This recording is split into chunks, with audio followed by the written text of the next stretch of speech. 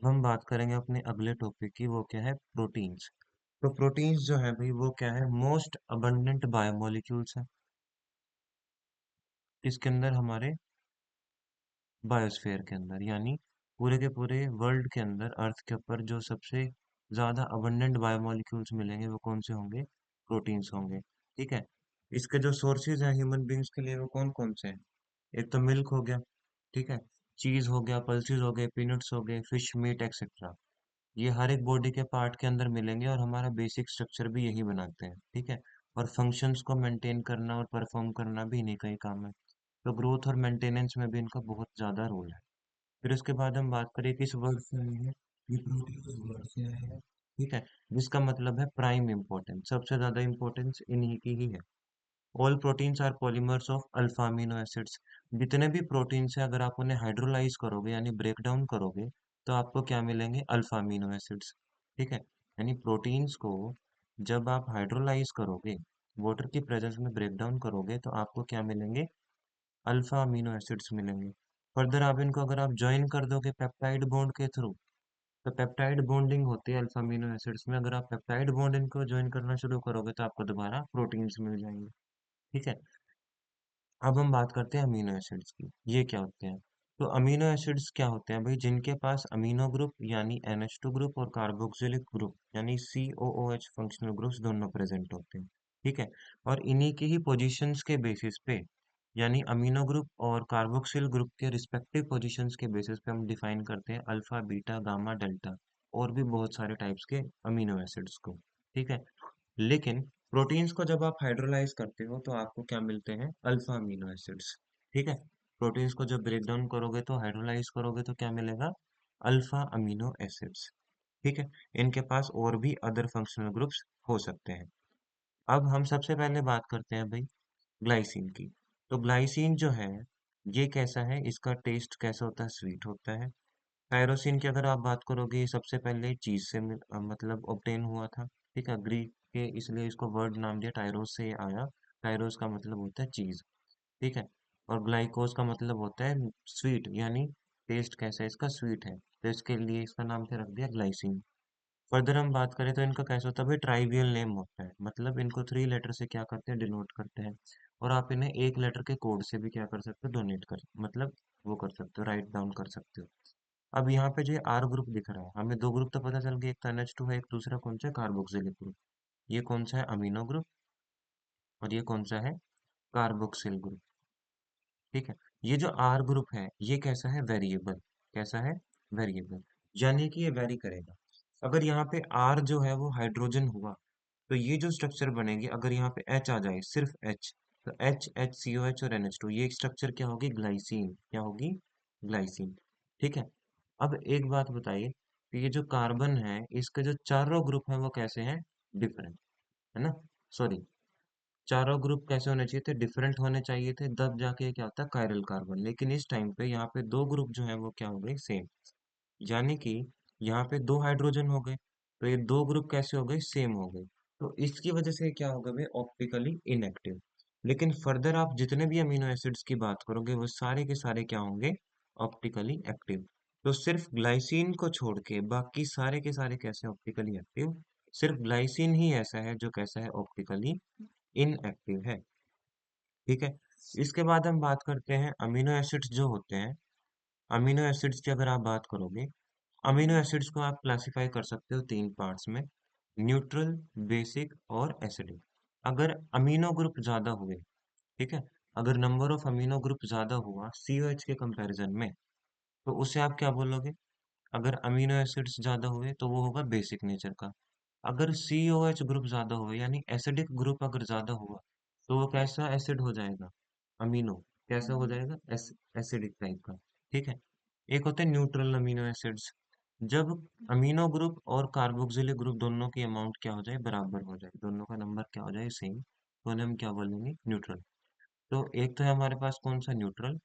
Neutral में क्या होगा, जब NH2 और COH ग्रुप दोनों क्या हो जाए, बराबर। दूसरा क्या है, बेसिक, जब NH2 ग्रुप क्या हो जाए, ज्यादा, as compare to COH group. तीसरा क्या है, एसिडिक, जब NH2 ग्रुप क्या हो जाए, ज्यादा, as compare to COH group. तीसरा क्या है, एसिडिक, जब NH2 ग्रुप क्या हो जाए, ज्यादा, as compare to COH group. तीसरा क्या है, एसिडिक, जब NH2 ग्रुप क्या हो जाए, ज्यादा, as compare to COH group. Acidic में क्या होगा भाई, एसिडिक में जो NH2 ग्रुप है वो क्या हो जाएंगे, कम हो जाएंगे, COH ग्रुप क्या हो जाएंगे, ज्यादा हो जाएंगे। ठीक है। दूसरी जो क्लासिफिकेशन है वो है एसेंशियलिटी के बेस पे, कौन ज्यादा जरूरी है कौन से ज्यादा जरूरी नहीं। इसमें आएंगे टू टाइप्स, एक तो असेंशियल और दूसरे नॉन असेंशियल। तो जो असेंशियल अमीनो एसिड्स होते हैं ये वो अमीनो एसिड्स होते हैं जो हमें चाहिए, और ये हमें मिलेंगे बाहर से यानी कि खाने के थ्रू। लेकिन जो नॉन असेंशियल अमीनो एसिड्स होते हैं, ये अमीनो एसिड्स हमारी बॉडी खुद ब खुद प्रिपेयर कर लेती है, तो इसलिए हमें इनकी क्या होती है, इतनी नीड नहीं होती, क्योंकि बॉडी के अंदर खुद ब खुद बन रहे हैं। हमें बाहर से जो अमीनो एसिड चाहिए वो हमारे लिए इम्पोर्टेंट है। ठीक है। तो कुल मिला के 10 असेंशियल अमीनो एसिड्स होते हैं और 10 नॉन असेंशियल अमीनो एसिड्स होते हैं। ये जो 10 अमीनो एसिड्स हैं वो जो असेंशियल हैं वो कौन कौन से हैं, उन्हें हम याद कर सकते हैं टीवी मिल पाथ के थ्रू। किसके थ्रू? टीवी मिल पाथ। टी का मतलब है यहाँ पे क्या, थ्रियोनिन। यहाँ पे इसका मतलब क्या है, थ्रियोनिन। वी का मतलब यहाँ पे क्या है, वेलिन। एम का मतलब यहाँ पे क्या है, मिथ्योनिन। ठीक है। आई का मतलब यहाँ पे क्या है, आइसोल्यूसिन। और एल का मतलब है यहाँ पे ल्यूसीन। और एक एल का मतलब है यहाँ पे लाइसीन। ठीक है। पी का मतलब यहाँ पे क्या है, पी का मतलब यहाँ पे है फिनाइल एलेनिन।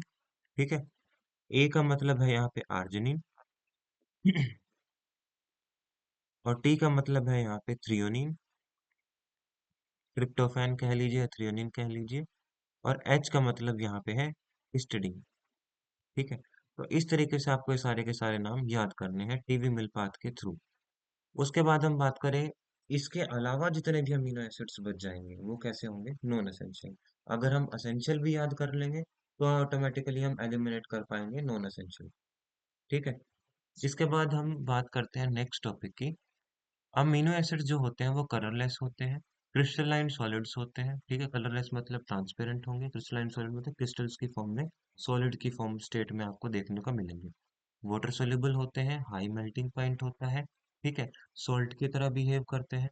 अब इसमें एक चीज आपको देखने को मिलेगी, यहाँ पे ज्विटर आयन की फॉर्म क्या होती है, ऑब्टेन होती है। कैसे? ये जो H पॉजिटिव है वो यहाँ से क्या हो जाता है, रिलीज हो जाता है, और वो चला जाता है किसके पास, NH2 के पास, क्योंकि यहाँ पे क्या है, इलेक्ट्रॉन्स। तो यहाँ पे NH3 पॉजिटिव की फॉर्म मिल जाती है और यहाँ पे CO माइनस की। इसे आप क्या बोलते हो, ज्विटर आयन की फॉर्म। क्या बोलते हो, ज्विटर आयन की फॉर्म बोलते हो। ठीक है। अमीनो ग्रुप क्या करता है, यहाँ पे एक्सेप्ट कर लेता है प्रोटॉन को, और जो कार्बोक्सिल ग्रुप है वो क्या कर देता है, प्रोटॉन को लूज कर देते हैं। अब ये जो ज्विटर आयन होता है ना, इसके जो अमीनो एसिड्स हैं, जो अमीनो एसिड्स हैं ज्विटर आयन फॉर्म जो शो करते हैं, ये जो फॉर्म है ज्विटर आयन की जो फॉर्म है, जो भी अमीनो एसिड इसको फॉर्म करेगा, तो ये दो तरीके के नेचर शो करेगा, एक एसिडिक और दूसरा क्या करेगा, बेसिक।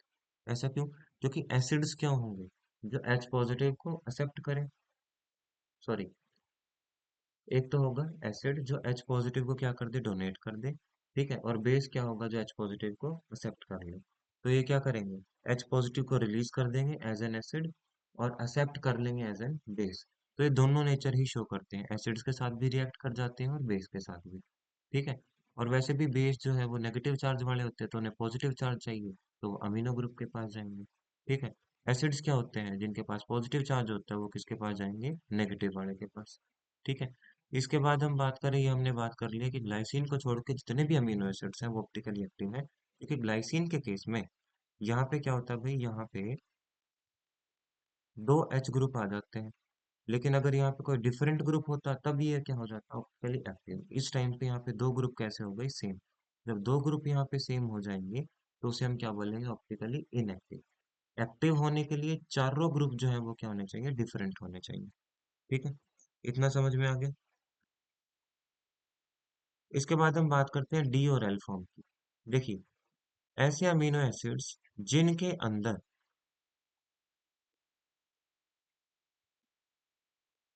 ऐसे अमीनो एसिड्स जिनके अंदर ये जो अमीनो ग्रुप है ये लेफ्ट साइड पे हो, उसे हम क्या बोलेंगे, एल टाइप के अमीनो एसिड्स, यानी इनकी कॉन्फ़िगरेशन कैसी होगी, एल। और जब NH2 राइट हैंड साइड पे हो जाएगा तो उसे हम क्या बोलेंगे, उसे हम बोलेंगे डी टाइप की कॉन्फ़िगरेशन अमीनो एसिड्स की। हम्म। ठीक है, ये बात हमें पता लग गई। इसके बाद अब यहाँ पे ध्यान से देखिए, NH2 ये दोनों कहाँ है, लेफ्ट साइड पे, तो दोनों के दोनों कैसे हैं, एल फॉर्म। ठीक है, अब इन्होंने जो एग्जांपल दिया है, इन्होंने सबसे पहले बताए हुए हैं स्ट्रक्चर ऑफ प्रोटीन, यानी प्रोटीन्स की फॉर्मेशन हुई कैसे। मैंने बोला था कि प्रोटीन्स को जब आप तोड़ोगे तो आपको क्या मिलेंगे, अमीनो एसिड्स। ठीक है, जब आप वाटर की प्रेजेंस में इन्हें क्या करोगे, हाइड्रोलाइज करोगे। अमीनो एसिड्स दोबारा प्रोटीन की फॉर्मेशन करेंगे जब आप वाटर की क्या कर दोगे, रिमूवल कर दोगे। और यहाँ पे जो बॉन्ड बनेगा उसे क्या बोलोगे, पेप्टाइड बॉन्ड। क्या बोलोगे, पेप्टाइड बॉन्ड। तो यहाँ पे पेप्टाइड बॉन्ड या फिर पेप्टाइड लिंकेज के थ्रू क्या होता है भाई, यहाँ पे दो अमीनो एसिड्स आपस में क्या जुड़ते हैं, अटैच हो जाते हैं। ठीक है, जो पेप्टाइड लिंकेज है वो क्या है, अमाइड की है, जो COOH और NH2 के बीच होती है। अगर आप ध्यान से देखें तो यहाँ पे COH ग्रुप है और यहाँ पे क्या है, NH2। तो यहाँ पे होता क्या है, यहाँ पे हो जाता है भाई वाटर का रिमूवल।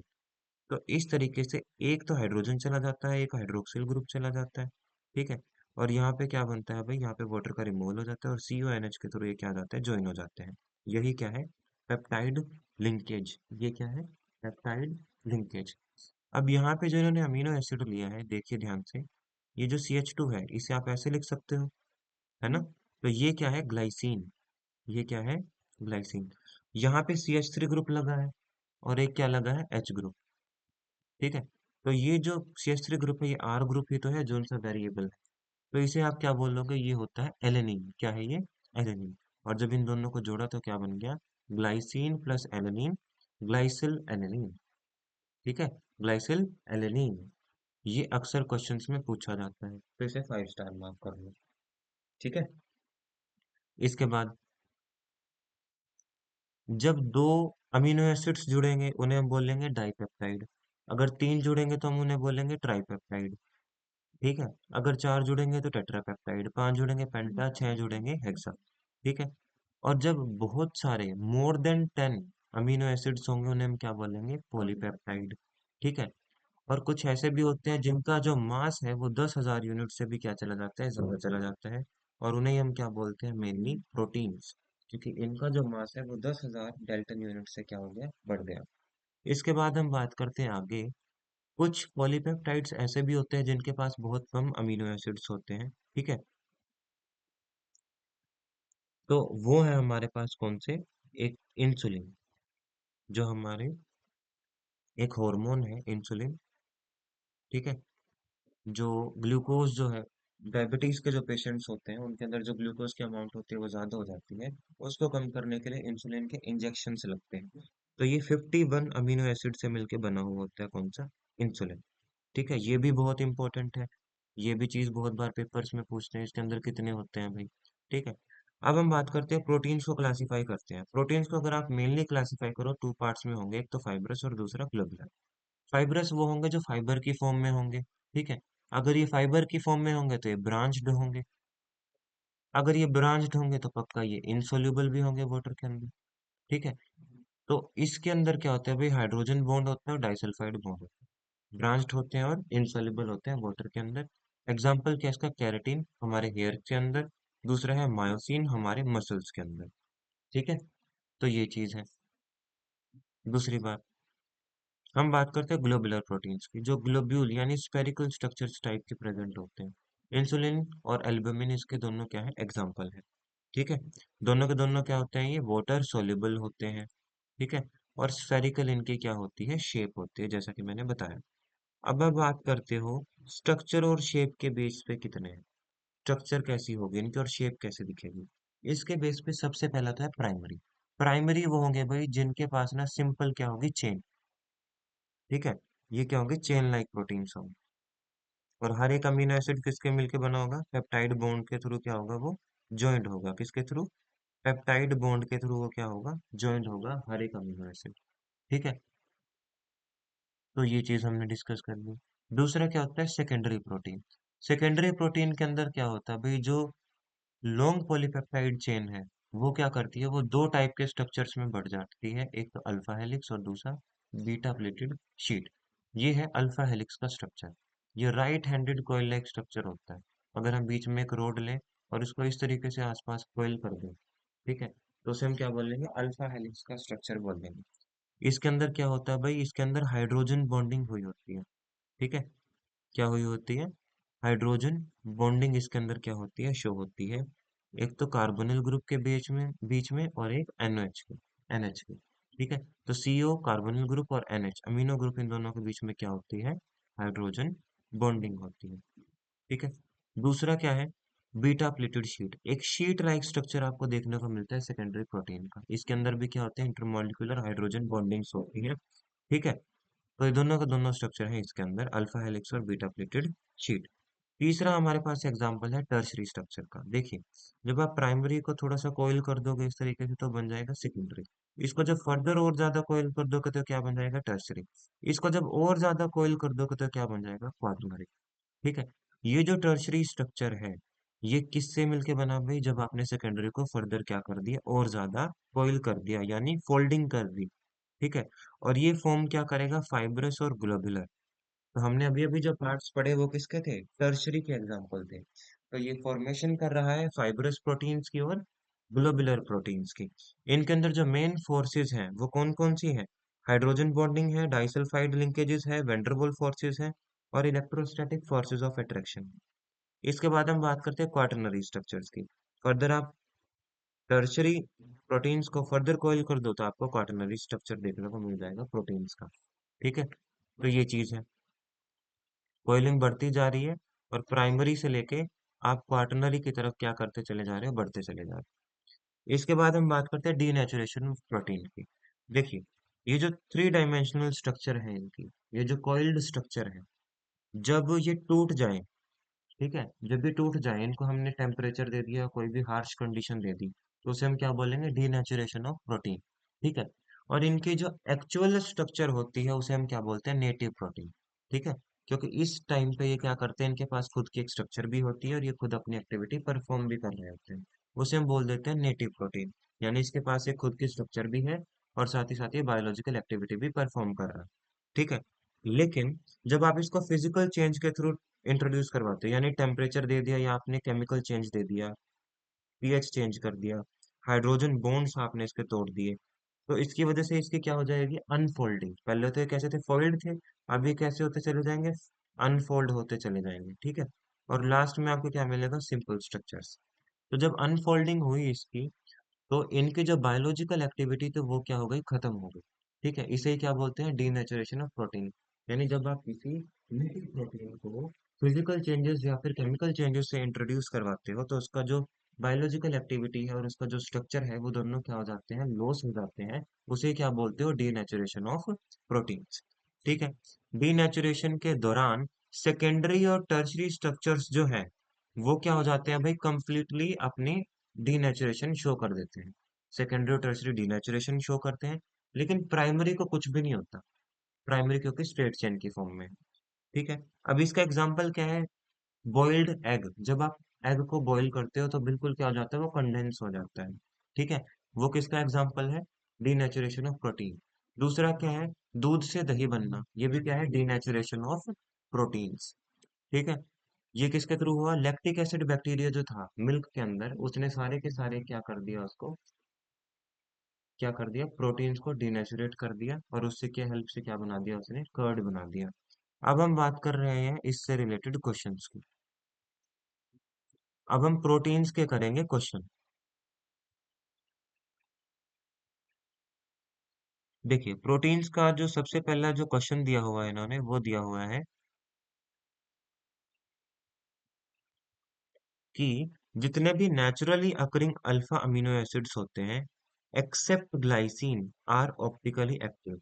ये स्टेटमेंट सही है। ठीक है, क्योंकि ग्लाइसिन कैसा होता है, ऑप्टिकली इनएक्टिव होता है।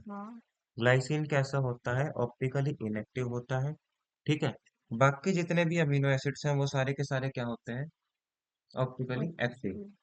ग्लाइसिन कैसा होता है, ऑप्टिकली इनएक्टिव। ऐसा क्यों, क्योंकि ग्लाइसिन के अंदर NH2 है, इस साइड कार्बन है, H है, H है, और यहाँ पे क्या है, COH। दो ग्रुप कैसे हो गए, सेम।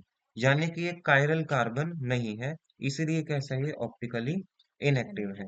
इसके बाद सेकंड स्टेटमेंट क्या बोलता है भाई, most naturally occurring amino acids have L configuration. जितने भी नेचुरली अकरिंग अमीनो एसिड्स है, उन सभी के पास क्या है, एल कॉन्फ़िगरेशन है। ये भी बात बिल्कुल सही है। ठीक है।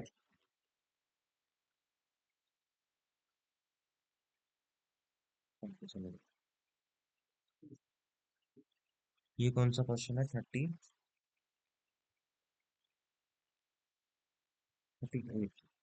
तो पहली तो स्टेटमेंट सही है, दूसरी भी स्टेटमेंट सही है।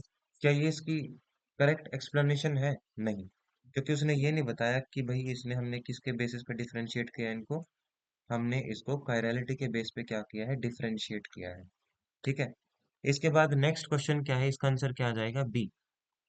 ठीक है। The specific sequence in which amino acids are arranged, जो स्पेसिफिक्स क्या है, स्पेसिफिक सीक्वेंस है। स्पेसिफिक सीक्वेंस यानी in which amino acids are arrange, इसमें क्या आएगा भाई? Tertiary structure. क्योंकि इसके अंदर हमने क्या पढ़े थे, हमने एक तो ग्लोबुलर स्ट्रक्चर पढ़ी थी, किसकी थी? इंसुलिन की और एल्बुमिन की। और उसके बाद हमने किसकी स्ट्रक्चर पढ़ी थी? Globular structure, globular sorry, fibrous structure. Fibrous जो स्ट्रक्चर थी वो किसकी थी? कैरेटीन की और मायोसिन। तो ये क्या कर रहे थे भाई, एक स्पेसिफिक स्ट्रक्चर क्या कर रहे थे, अटेन कर रहे थे।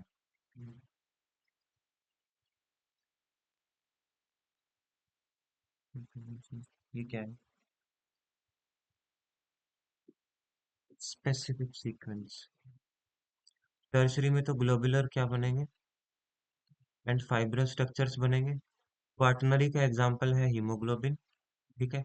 सेकेंडरी के एग्जांपल है अल्फा हेलिक्स और बीटा प्लेटेड शीट। प्राइमरी का कोई स्ट्रक्चर नहीं है, एक सीक्वेंस है स्ट्रेट चेन का।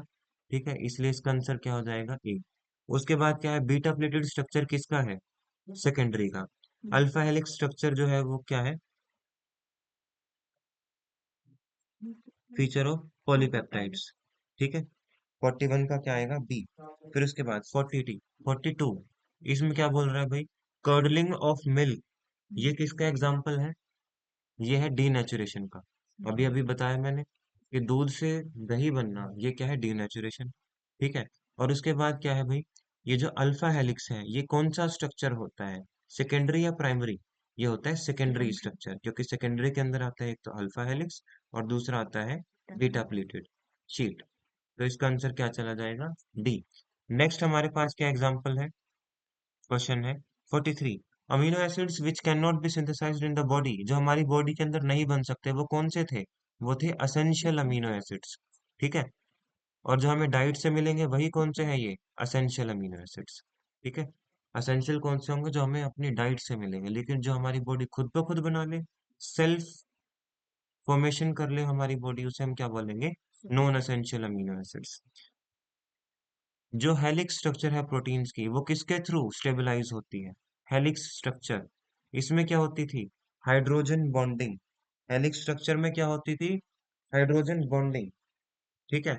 फिर उसके बाद क्या कह रहे हैं? Peptide linkage. पेप्टाइड लिंकेज किस में होती है भाई? पेप्टाइड लिंकेज किस में होती है?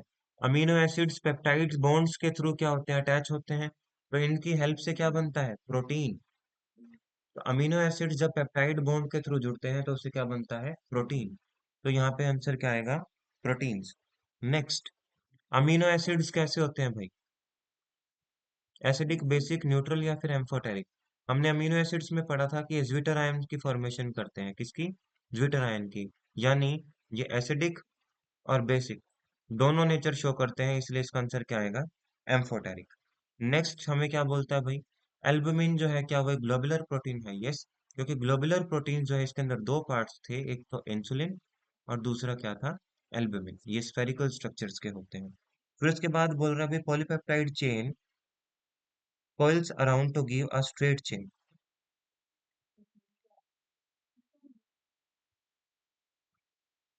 नहीं, पॉलीपेप्टाइड चेन जो है अगर वो कोइल करेंगे तो वो क्या करेंगे? स्फेरिकल स्ट्रक्चर क्या करेंगे? अटेन करने की कोशिश करेंगे। ठीक है।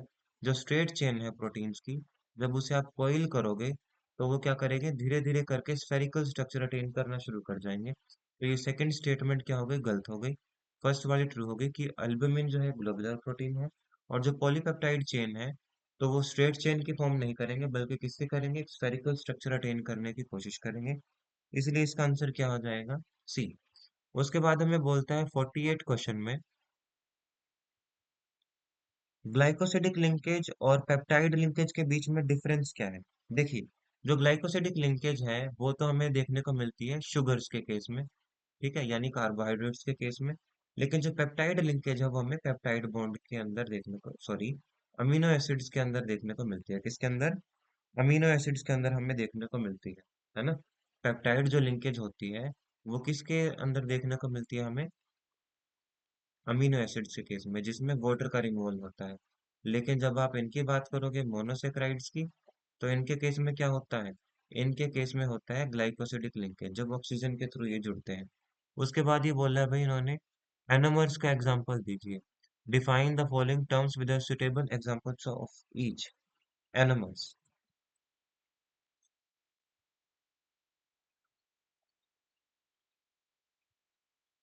एनोमर्स जो थे ये वो कार्बोहाइड्रेट के एग्जांपल हैं, मोनोसेक्राइड्स के, जिसमें क्या है भाई, ये जो फर्स्ट कार्बन होता है, ये जो फर्स्ट कार्बन है, अगर इस पे OH ग्रुप ऊपर हुआ तो इसे आप क्या बोलोगे, बीटा फॉर्म, ठीक है, ये बीटा फॉर्म का एनोमर है। लेकिन अगर यहाँ पे OH फॉर्म नीचे हुआ, कहाँ पे हुआ, नीचे, तो ये कौन सी फॉर्म होगी, अल्फा फॉर्म, ठीक है। दूसरी बात ये बोल रहा है एसेंशियल अमीनो एसिड्स कौन से होंगे, जो हमें बाहर से मिलेंगे डाइट के थ्रू, फिर उसके बाद बोला है इसने denaturation of protein. Denaturation of proteins का मतलब ये है जब एक प्रोटीन अपनी बायोलॉजिकल एक्टिविटी को खो दे और अपनी स्ट्रक्चर को खो दे, कब, जब उसे फिजिकल और केमिकल चेंजेस से इंट्रोड्यूस करवाया जाए, उसे क्या बोलेंगे, डीनेचुरेशन ऑफ प्रोटीन। इसका एग्जांपल क्या क्या था भाई, एक तो कोएगुलेशन, इसकी एग के अंदर हमें देखने को मिलती है प्रोटीन्स की। दूसरा हमें देखने को मिलती है किसकी, कर्डलिंग ऑफ मिल्क की, ठीक है। दूसरी बात इन्होंने बोला है फाइब्रस और ग्लोबुलर के बीच में डिफरेंस बताइए। देखिए, जो फाइब्रस प्रोटीन्स होते हैं वो कैसे होते हैं, एक तो इनसोल्यूबल होंगे वाटर के अंदर क्योंकि फाइबर की फॉर्म में, ठीक है। दूसरे ये ब्रांच्ड होते हैं, ठीक है। तीसरी बात, इसका एग्जाम्पल क्या है फाइब्रस का, एक तो मायोसिन जो हमारी मसल्स के अंदर प्रेजेंट है प्रोटीन, दूसरा है केराटिन जो हमारे हेयर्स के अंदर प्रेजेंट है। दूसरी बात, ग्लोबुलर प्रोटीन जो कैसे होते हैं, स्फेरिकल शेप के होते हैं, ठीक है, स्फेरिकल होते हैं। ये वाटर सोल्यूबल होते हैं, कैसे होते हैं, वाटर सोल्यूबल होते हैं। तीसरी बात, इसका एग्जाम्पल क्या है, एक तो एल्ब्यूमिन और दूसरा इंसुलिन। तो इंसुलिन और एल्ब्यूमिन इसका क्या है, एग्जाम्पल है। फाइब्रस और प्रोटीन्स के मैंने, फाइब्रस के और ग्लोबुलर प्रोटीन्स के मैंने एग्जांपल भी आपको ऑलरेडी बता दिए। एसेंशियल अमीनो एसिड्स हम कर ही चुके हैं, हमें एम्फोटेरिक नेचर का भी पता लग गया, यानी ज्विटर आयंस की फॉर्म में डिनेचुरेशन हमने पता कर ली। इन्वर्ट शुगर का मतलब क्या है, देखिए, इन्वर्ट शुगर का मतलब ये है,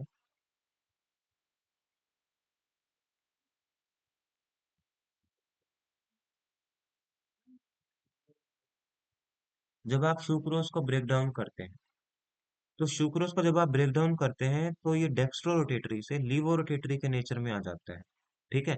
इसे ही क्या बोलते हैं आप, इन्वर्ट शुगर, यानी डेक्स्ट्रो रोटेटरी नेचर से इसका नेचर कैसा हो गया, अब लीवो रोटेटरी, इसे आप क्या बोलोगे, इन्वर्ट शुगर, ठीक है। इसके बाद क्या है भाई,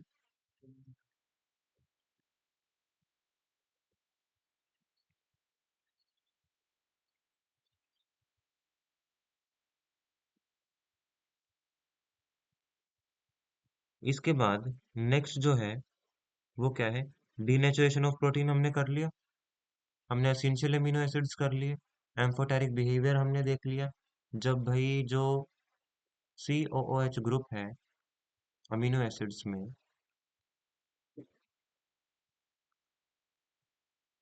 जब ये अपना हाइड्रोजन आयन लूज कर दे, तो वो किसके पास चला जाएगा, NH2 के पास, तो यहाँ पे NH3 पॉजिटिव की फॉर्मेशन होगी, और यहाँ पे CO माइनस बचेगा, यही क्या है, ज्यूट्राइन की फॉर्म, ठीक है। फिर हमने बात की भाई अल्फा हेलिक्स और बीटा प्लेटेड शीट के बीच में क्या डिफरेंस है, ये भी हमने बात कर ली। फिर उसके बाद हमने नेटिव प्रोटीन के बारे में बात किया, जब वो अपनी खुद की एक्टिविटी परफॉर्म कर पाए, उनका खुद का एक पर्टिकुलर स्ट्रक्चर है, वो अपना फंक्शन परफॉर्म कर पा रहे हैं, अपनी बायोलॉजिकल एक्टिविटी परफॉर्म कर पा रहे हैं, उसे हम बोलते हैं नेटिव प्रोटीन। न्यूक्लियोटाइड अभी हमें करना है, एसेंशियल अमीनो एसिड्स हमने कर लिया, ग्लाइकोसिडिक लिंकेज हमने कर लिया, प्राइमरी स्ट्रक्चर हमें पता लग गया, डाइसेक्राइड्स हमने सभी के सभी कर लिए, कौन कौन से थे, एक तो था सुक्रोज, जिसको तोड़ने पे हमें क्या मिलेगा, एक तो ग्लूकोज और दूसरा फ्रक्टोज। दूसरा था माल्टोज, जब माल्टोज को तोड़ा तो हमें दो फॉर्म मिली अल्फा ग्लूकोज की। जब हमने लैक्टोज को तोड़ा, लैक्टोज को तोड़ने पे हमें बीटा डी ग्लूकोज और beta D galactose, beta D glucose और बीटा डी गैलेक्टोज, ये फॉर्म्स फॉर्म्स हमें देखने को मिली। फिर उसके बाद हमने बात की, जब आप डी ग्लूकोज को रिएक्ट करवाते हो कंसंट्रेटेड HNO3 के साथ, तो ग्लूकोज को जब आप कंसंट्रेटेड HNO3 के साथ ट्रीट करवाते हो तो यहाँ पे क्या बनता है, यहाँ पे बनता है सैकरिक एसिड। ठीक है। फिर अमीनो एसिड्स का हमने एम्फोटेरिक बिहेवियर देख लिया, फिर हमने डिफरेंस कर लिया। ये सभी के सभी हम क्या कर चुके हैं, डिस्कस कर चुके हैं प्रीवियस वीडियो के अंदर भी और इस वीडियो के अंदर भी। ठीक है। तो सारे के सारे क्वेश्चंस आपको क्या करने हैं, खुद ब खुद करने हैं। इसके बाद हम बात करते हैं वाइटामिन की, इसको हम करेंगे नेक्स्ट वीडियो के अंदर।